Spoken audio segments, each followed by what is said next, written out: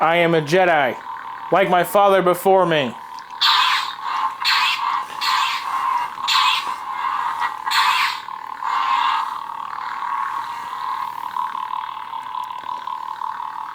It's Star Wars week. It's time to go. Oh yeah.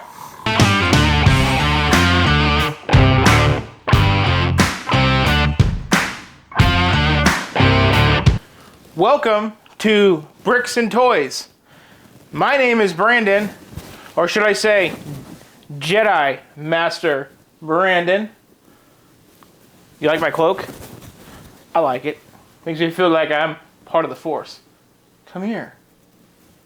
You know? Anyway, today's build is going to kick off Star Wars week. I'm super excited. I got my cloak, I got my lightsaber, and I got my Star Wars shirt on. And to kick off this beautiful week, we have the soon-to-be-retired Razor Crest. I'm going to guess this set came out in 2020, around the time that the first season came out, but it is going to be retired December 2023. The set does cost about $130 to $150, somewhere around there, US. It is set number 75292, the Razor Crest. Now, it does come with the minifigs of the child. That dates it right there, because now the child has a new name, which is Din Grogu, taking the name from his adoptive father, Din Djarin. Speaking of Din Djarin, our next minifig is the Mandalorian. Coming up with Grief Karga, or High Magistrate Grief Karga now, IG-11, and a Scout Trooper.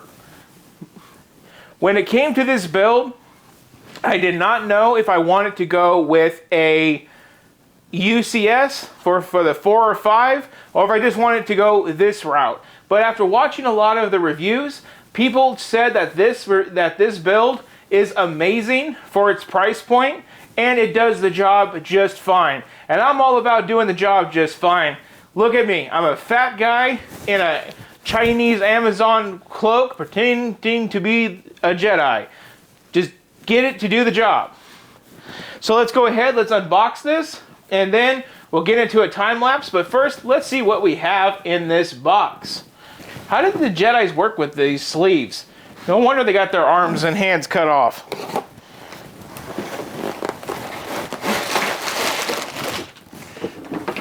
So it's very simple pour. We do have the booklet, which has a reasonable amount of stickers. One thing unfortunate about these lower priced builds, the books do get bent and kinked. Even with the Mos Eisley Cantina, which is a high priced Star Wars build, it got kinked. And I don't think Star Wars is about getting kinky unless you're Anakin and Padme, if you know what I mean. Padme in that white suit, whew! I can see why Anakin wanted that to be his wife. And I can see why he turned to the dark side. I would for that too, if you know what I mean. So, reasonable sticker sheet. We are looking at about 6 bags and 407 build steps and 238 pages. So, let's get started on this bad boy.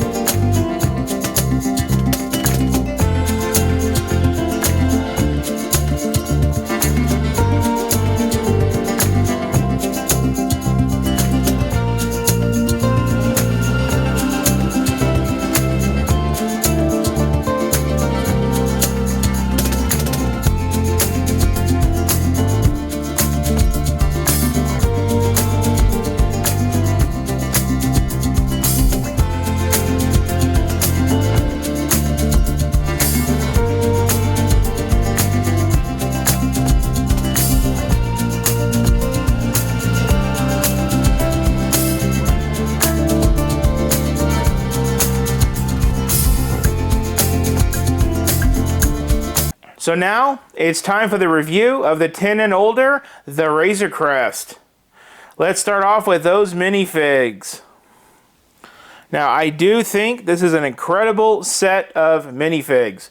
We do have the child and Mando, and take a quick look at Mando.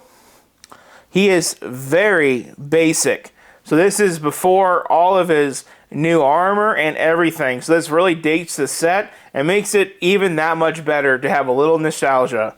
We do have IG-11 with Grief Karga and a Scout Trooper. Really freaking cool. Really like these minifigs. It definitely helps bring in the set. Coming over to the ship. There is sticker elements all throughout this kit, but that is okay by me. Right now we're just looking at one of the thruster jets. A lot of good detail, and the same thing goes over for this side. Same thing, sticker elements, but really good detail on the thruster jets.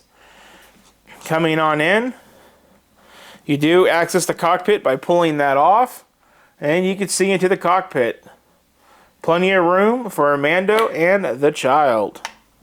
And this also opens up like that, which is pretty unique.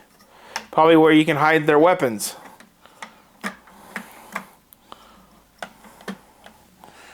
We do have some mock guns up on the front, but we do have the playful shooter ones built into the wings.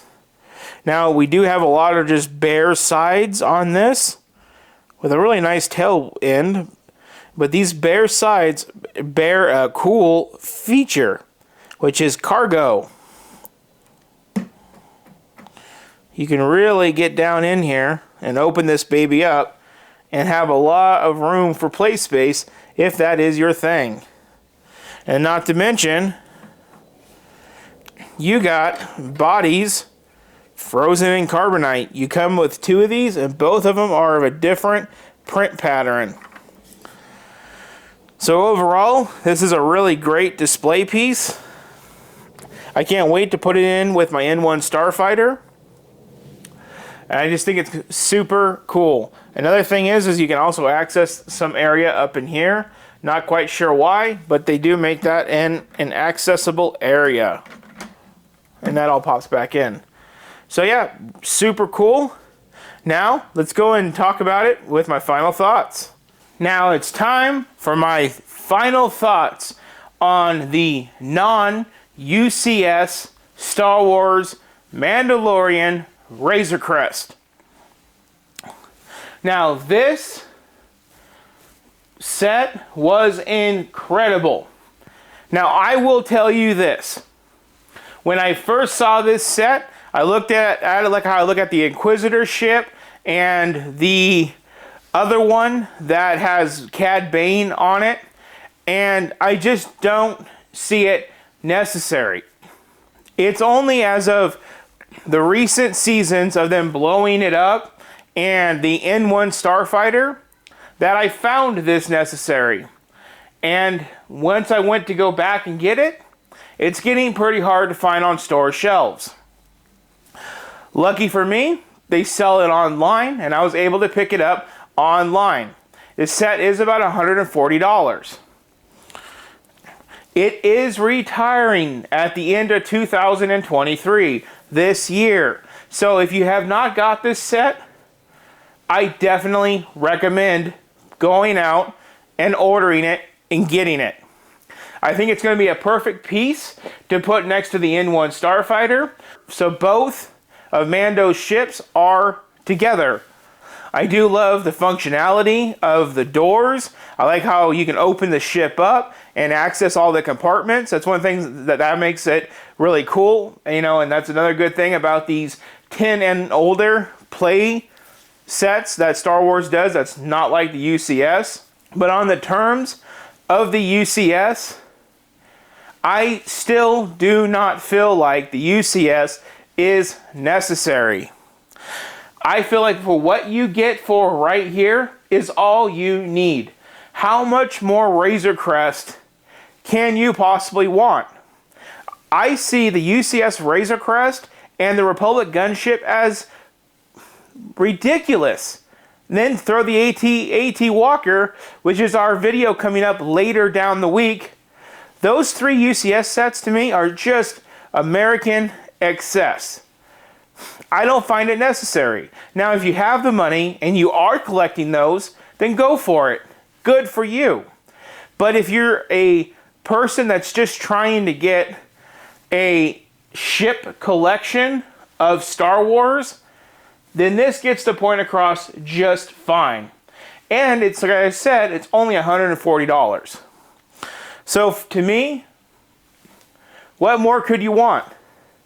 I don't think I would go out and spend the $500 on the UCS version now that I have this. I think this does the job. Now, I do think you do get upgraded minifigs in more detail, but at the end of the day, it sits on a shelf. I mean, if you're a person like me, the only person that knows the difference is you. So that's my final thoughts on this. Go out and get it before December 2023. And if you don't like this one, then go ahead, spend your money, get the UCS one. Because the Razor Crest is a mandatory for any LEGO Star Wars collector. If you guys like videos like this, please like, share, and subscribe. You guys are doing awesome on supporting the channel, and I hope you liked day 1 of Star Wars Week. This has been incredibly fun. This build was incredibly fun, and I hope you guys think the same. So thank you for watching. May the Force be with you, and you all have a very great day.